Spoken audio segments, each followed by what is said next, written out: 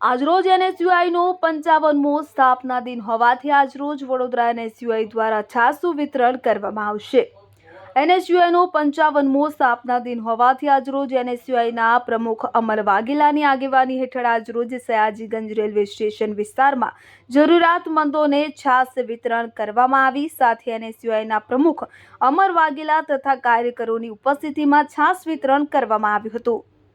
આજરોજ એનએસયુઆઈ દ્વારા વડોદરા શહેરમાં જે સ્ટેશન ખાતે જે બેઘર જે રહીશો છે અહીંયા તેમને છાસનું વિતરણ કરીને આજે 55મા સ્થાપના દિવસની ઉજવણી કરવામાં આવી છે। એનએસયુઆઈ એવું સંગઠન છે જે દેશના તમામ રાજ્યોમાં જઈને વિદ્યાર્થીઓ વચ્ચે વિદ્યાર્થીઓના પ્રશ્નને લઈને લડતું સંગઠન છે અને અમને ગર્વ છે કે અમે એનએસયુઆઈની વિચારધારા સાથે જોડાયેલા છે।